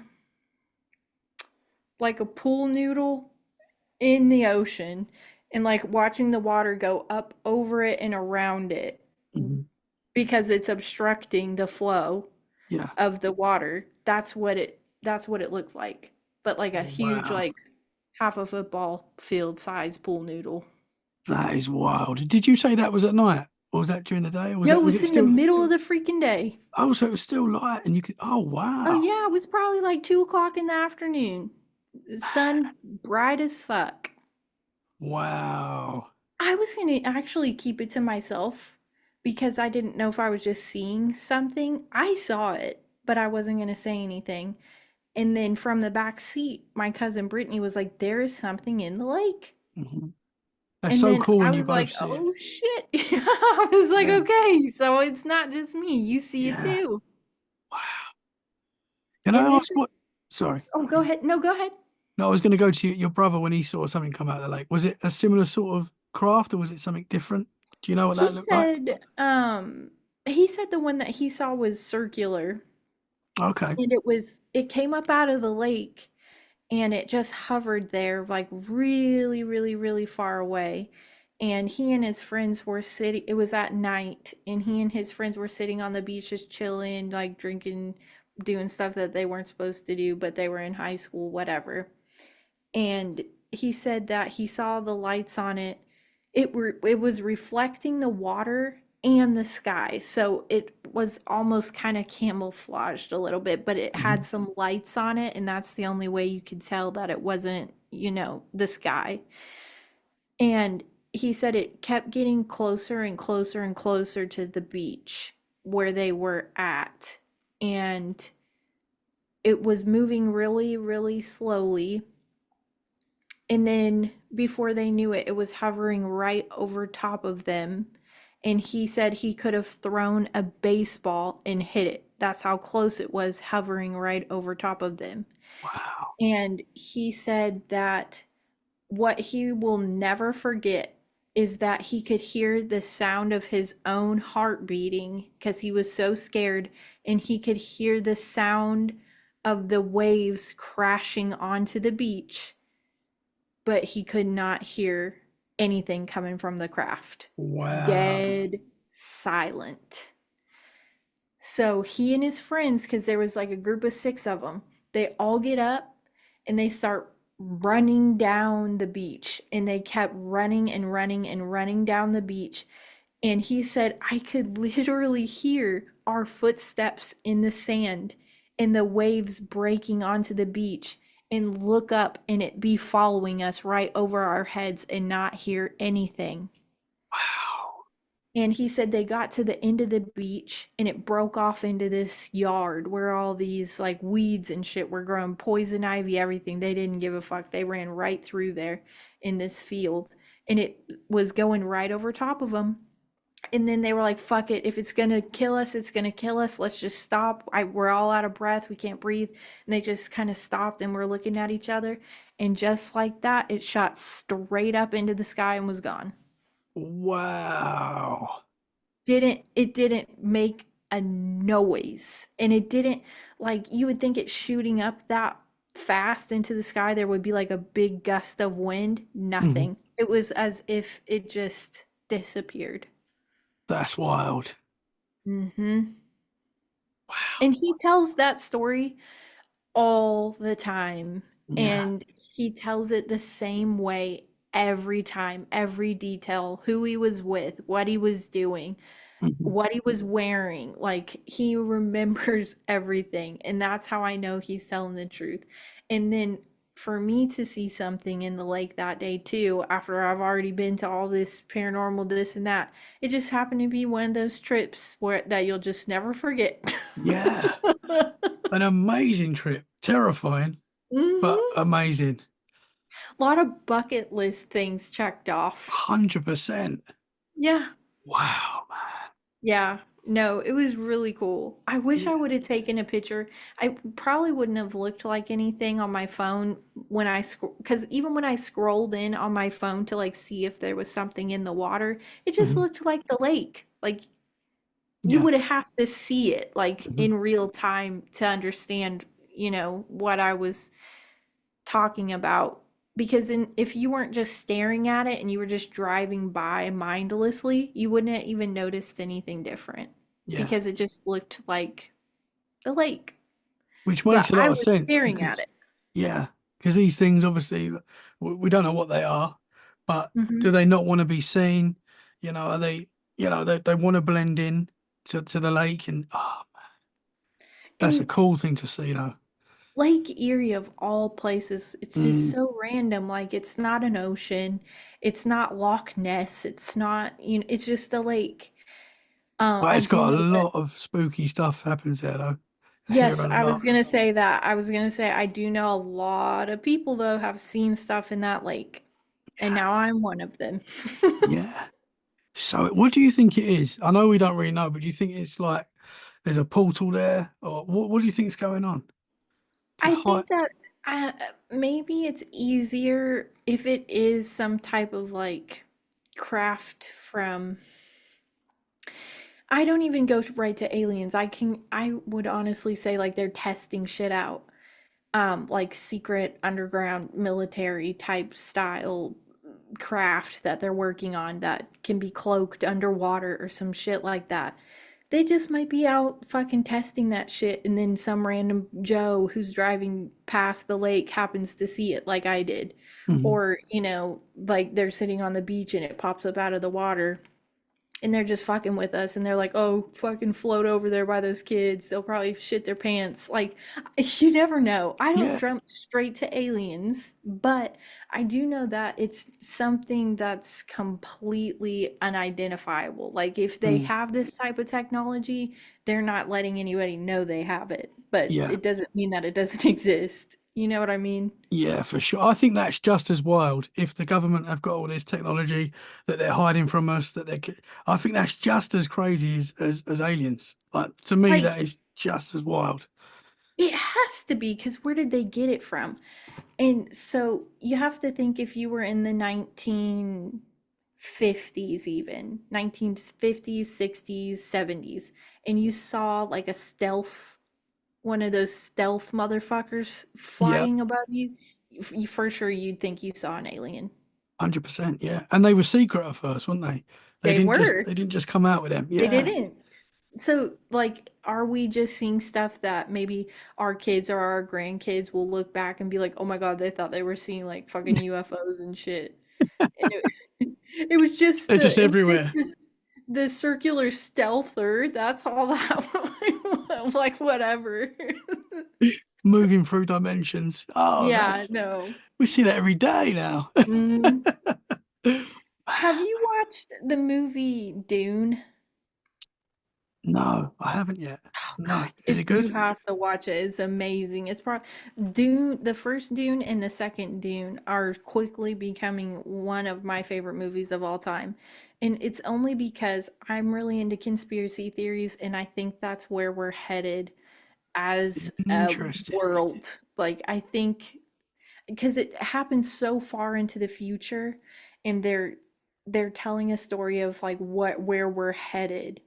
And it just the type of craft that they have in those movies and like the stuff that they're talking about, I'm like, they have all this already. I feel like they put this stuff in movies to kind of prepare our minds Hmm. for what reality really will be, like the type of technology that they have, the type of government system that they have, Hmm. um, the religions that they have.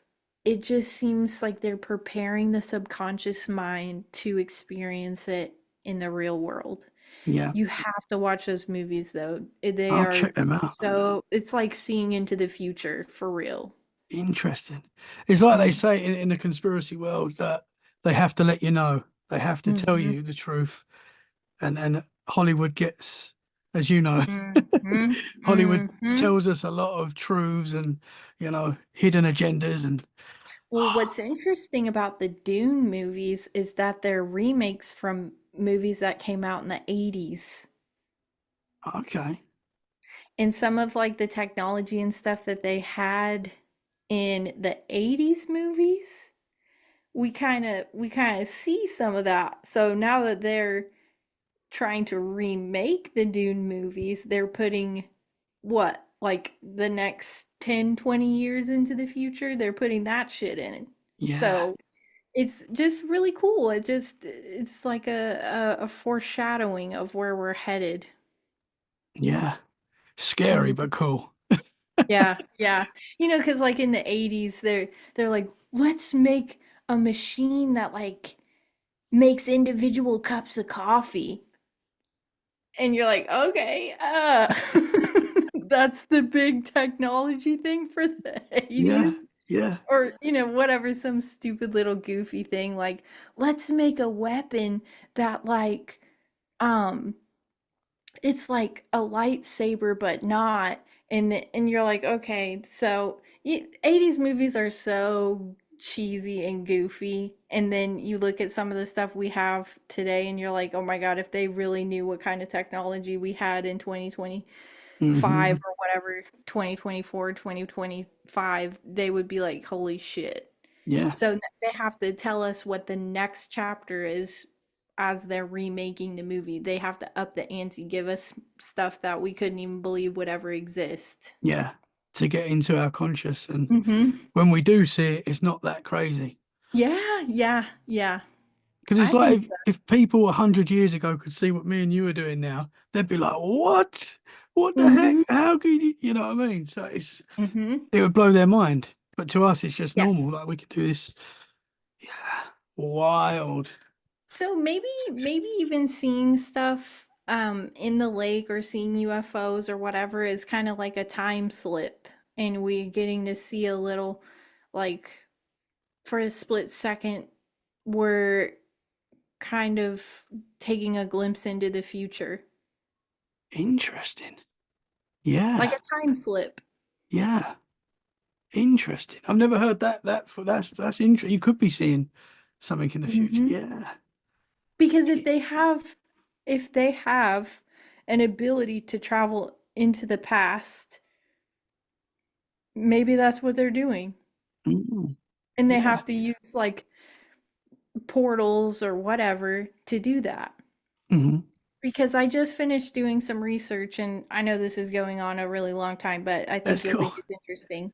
I just did some research for an episode that I'm going to put together for my podcast for July um, about the seven cities of gold that are mentioned throughout time, like Cibola and Petiti and El Dorado, these cities of gold, and how even to this day in the area where these cities supposedly existed, the natives there see craft coming in and out of the lakes and the waters over there.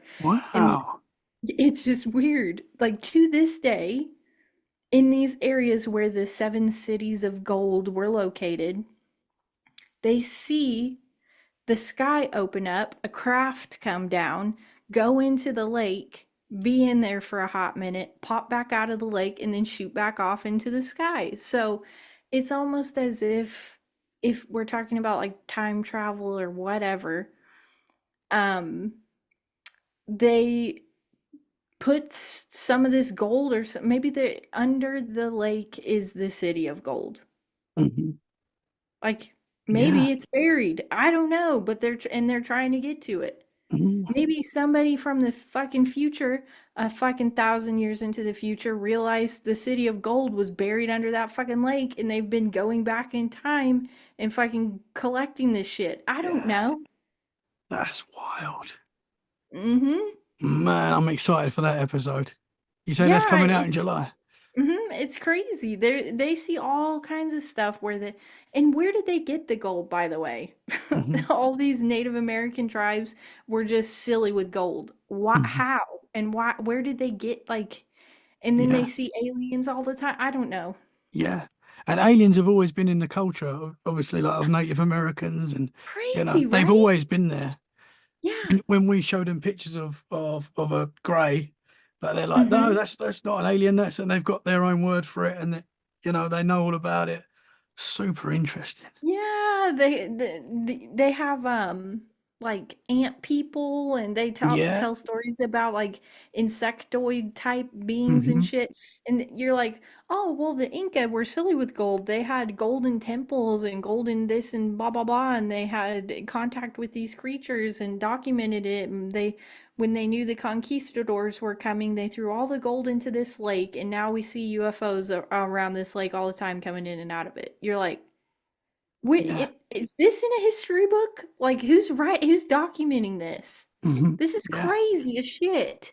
Yeah, it's wild. I read something today, and I don't know the actual facts of it, so I'm going to probably butcher this. But there's a tribe in Brazil. I don't know where I saw this. I saw this today, which is quite funny.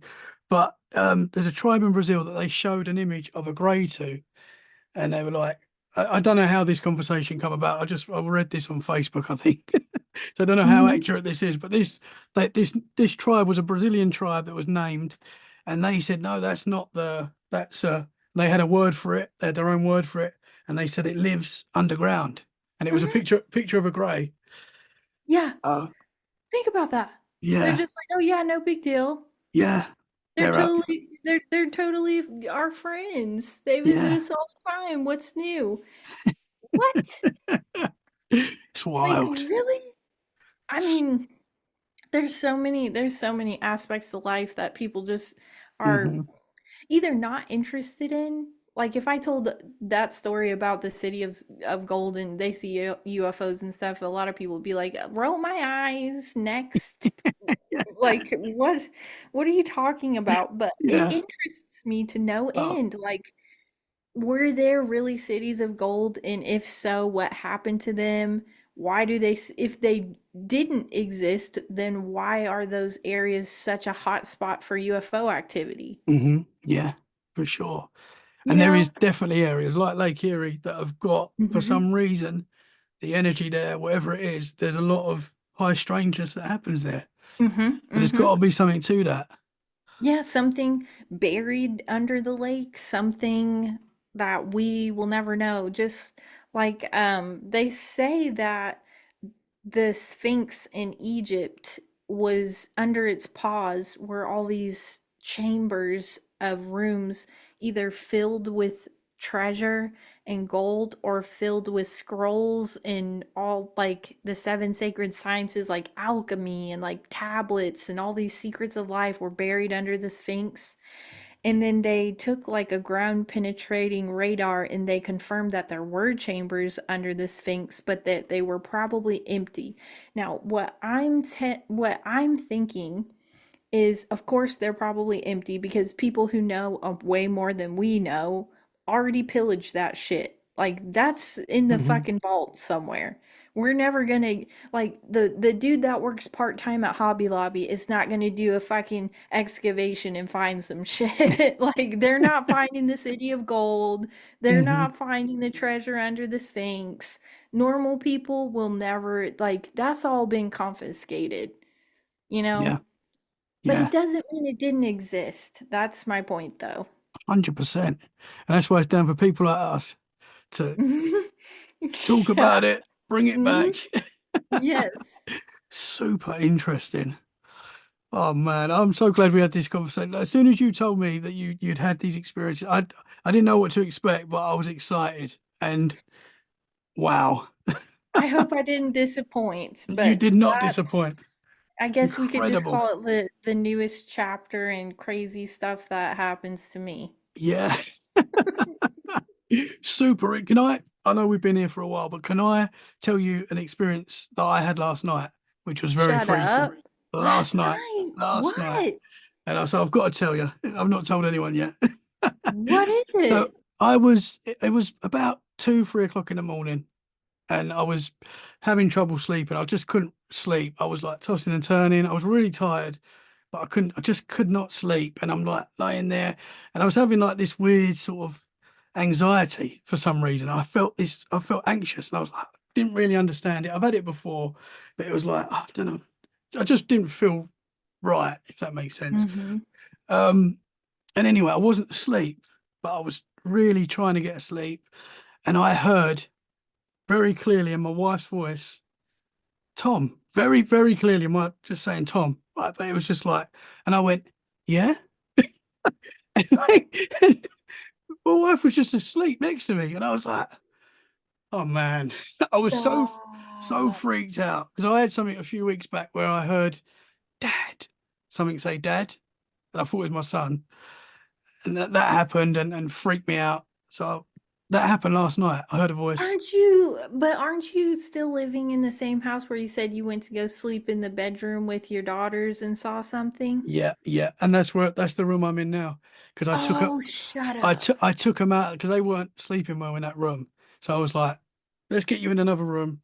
That can be my studio, the haunted room. And Oh my God. so I'm in that room now. Yeah, Have you experienced anything in there? not really. I've talked to people that have said that they can see something in here, but I've not. Really? I've heard like noises and stuff, but I even though I had that experience where I saw something coming towards the room, the face, like a floating face coming towards the room. Anyone who's not listened to those episodes now going to think I'm crazy. I saw a face coming towards the room, like the shadow of a face. I wasn't super scared at that time, which is quite weird. I find that strange that I wasn't super scared. But I just don't get like a really. My wife does, the kids do. They get a bad feeling in this room. The only room in the house that they get it, and but I don't really get it for some reason. But And now then it's my studio. when you're in your own room, you hear stuff. Yeah. Oh, yeah. I've experienced stuff all around the house, like shadow You figures, gotta get out of that noises. place. I've seen a black cat run in the house that we don't have a cat. It's before we had a dog.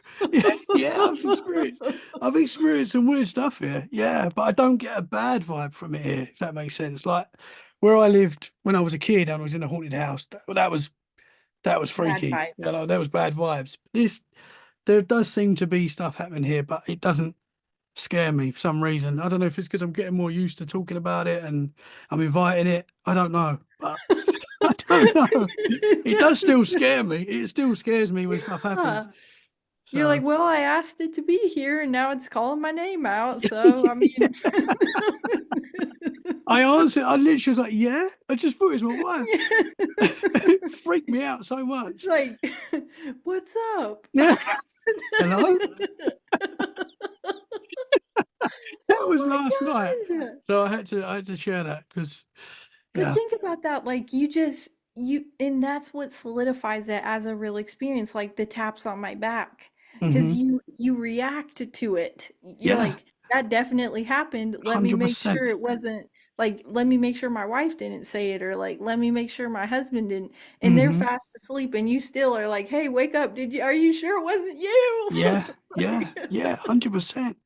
I had a thing recently where I woke up and I thought my wife was sitting up and I thought she was like crying or something. So I was like, "Are you all right?" And I've gone through whatever this was, looked down, and my wife was just there sleeping. And I was like, "Oh man, I'm surprised you're able to stay in there I because am." that's too much. Yeah, it scares. If I'm on my own in the house at night, I'm very rarely on my own in the house. But if I am, the lights are on or the telly's on. I can't sleep in the dark on my own. I know that sounds sad, but it's Mhm. that's the truth. I can't. I have to have the telly on, some background noise. Because otherwise, Yeah, so I probably have said this to you before, but my husband is a freak of nature and he likes to sleep in the complete darkness and silence with nothing, no lights, no TV, no sounds, nothing. And I want to have six TVs on, two lamps, like seven fans, just something to cut the noise in the darkness. hmm Um, so the compromise is that I sleep on my side and I prop my phone up and I watch like Hulu and movies and stuff on my phone to try to get myself to sleep at night. Um, and even still, with the room completely dark and the only light in the room coming from my phone, like if there's a dark scene in the movie or something, or if the show like cuts out and my screen goes black, I'm like, like I can't, I just can't be in the complete darkness. yeah, It's terrifying to me. So that's how I know. When I got that like flash in my mind, I was watching TV not on my phone, but like hmm on our bedroom TV. I wasn't scared because like the big TV was on. Um, and like when I had taken the blanket off or whatever, and I felt those taps, I was already scared because it was like the middle of the night.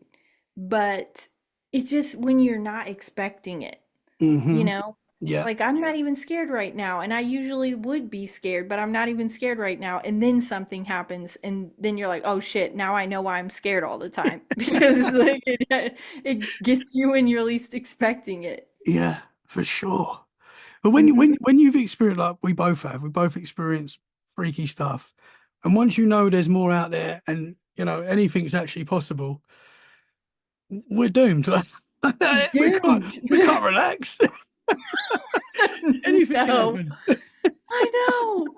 That is a good way to put it. Yeah, Ah, because you're never really fully at ease because you're like, mm, well, wasn't expecting it that one time and it happened, so yeah, I could but just see then a shadow figure out of nowhere. It happens.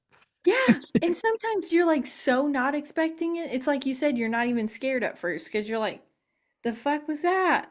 Yeah. And then you start thinking about it and you're like, did I really just see that?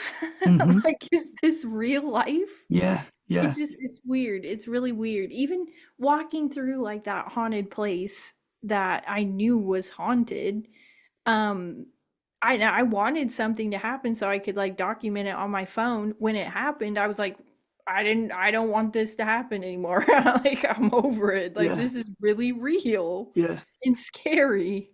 Once you experience something that is definitely paranormal, like there's no explaining it. You're like, okay, that's enough now.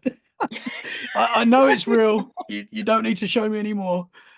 Exactly. No, that's really how I felt too, because I was like, oh man, nothing's happening, nothing's happening. And then it just was like a really condensed, spurt of time where a bunch of stuff happened, and I was just ready to leave after that.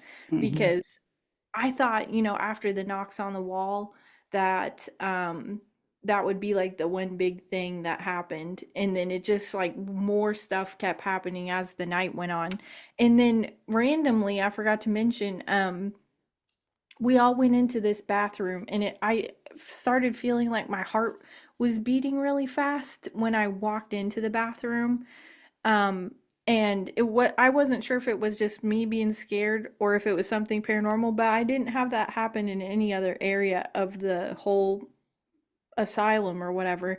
But the Hmm. second I walked into that bathroom, my heart just started beating really fast, and then I walked out. And this dude who I don't didn't even know, he was just there with his group, walked up to me and he was like, "It's creepy in there, isn't it?" And I was like, "Yeah." And he said, "Well, I just caught an EVP in there.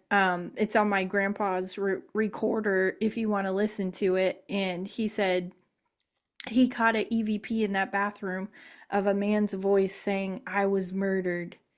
And I never found his grandpa to get to listen to it, but he was freaked out and he was like, "I won't go back in that bathroom." And when you walk in there, it's obviously pitch black and you just have your flashlight, but there's just like this old like dingy ass bathtub and like a toilet, and it's just I don't know. The second I walked in there, my heart started like pounding, so I wanted to get out. And then that guy was like, "Oh yeah, we caught a recording of some guy saying he was murdered in there." And I was like, "Well, maybe he had a heart attack Yeah. because I'm getting some weird hard stuff up in this mother." So you You just never know. you were definitely getting like spiritually attacked. Like by the sounds Hmm. of it, you was experiencing being sick. You hear that a lot when people are in haunted places and terrifying stuff, but super interesting.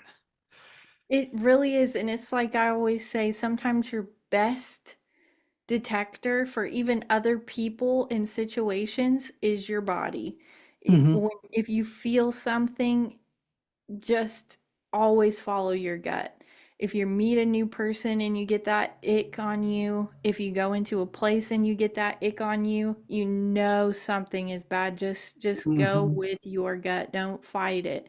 100%. I mean, yeah, you've never met this person and you don't know for sure that they're like a bad person or whatever, but if you feel like you met them and you have know nothing about them, but you feel something coming off them, Hmm. just because you can't see it or just because you don't know something is 100% true doesn't mean it's not real. Hmm. Period. Yeah. Like they could be a child molester for all you fucking know. Hmm. Yeah. 100. We've Mhm. all experienced that where we've met someone and there's no reason for you to feel like there's just something about that person that you're like, I don't know what it is. They're really nice. We're having a good conversation, but for some reason, I'm getting a vibe that there's something Yeah. not right. We've all Yep. felt that. We've all had that.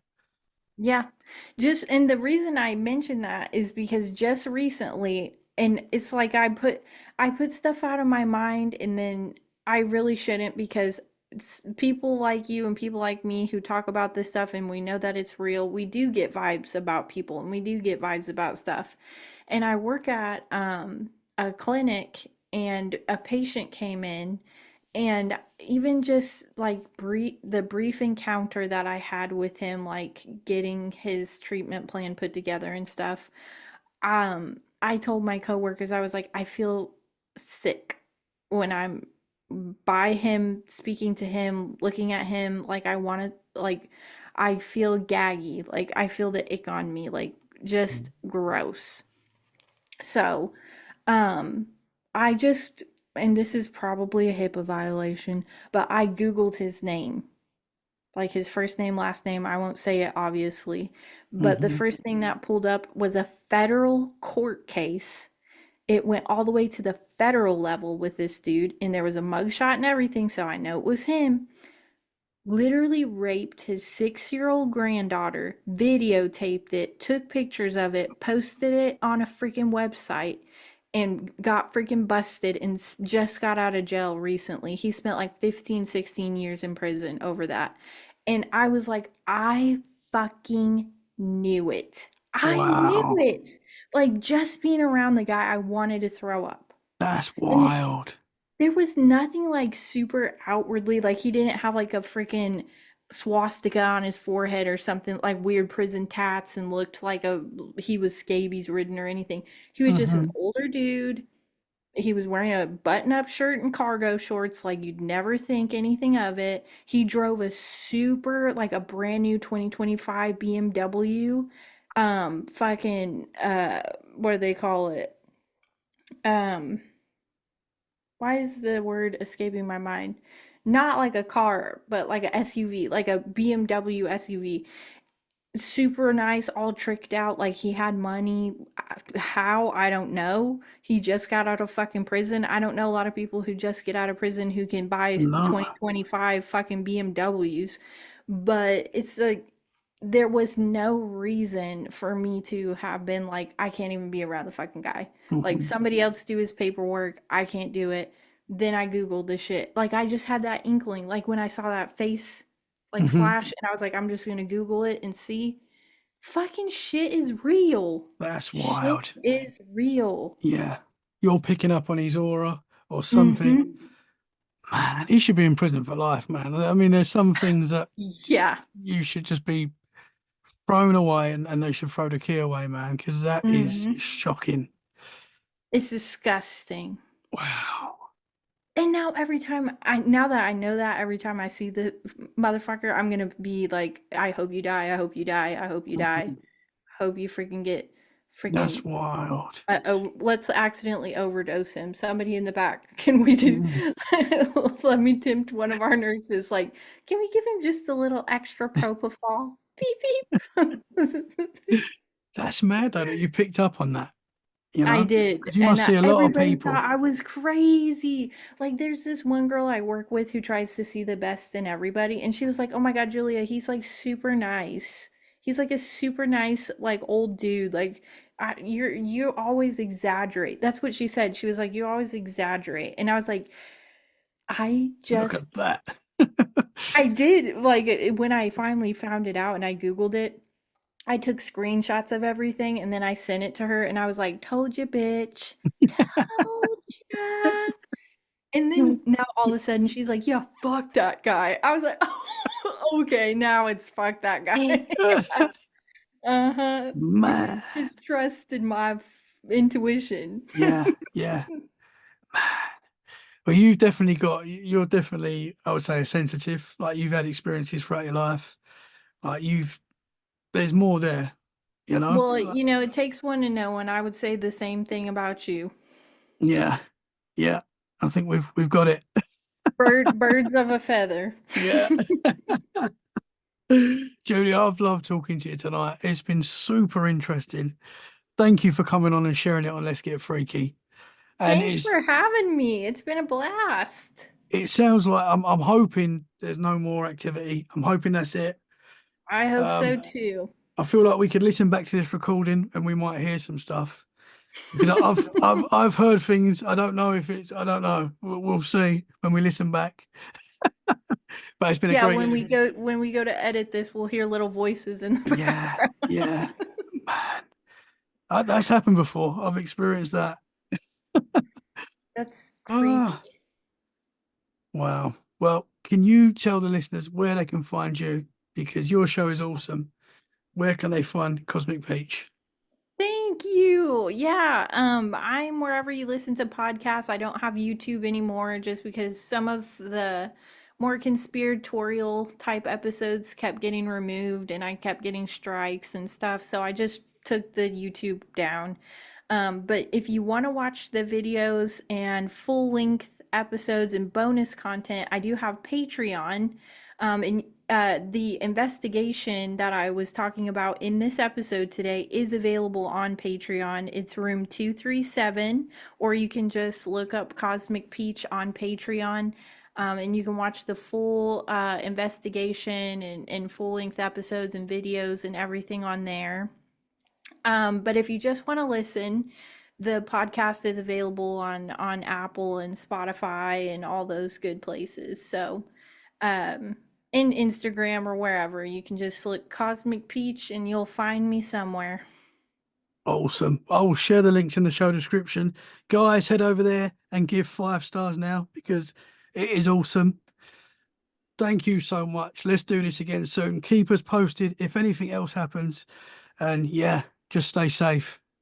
Thank you so much. Guys, thank you so much for listening. Please share the show if you enjoyed it. And we'll be back very soon for more freaky conversations. In the meantime, stay safe and keep it freaky. Bye for now.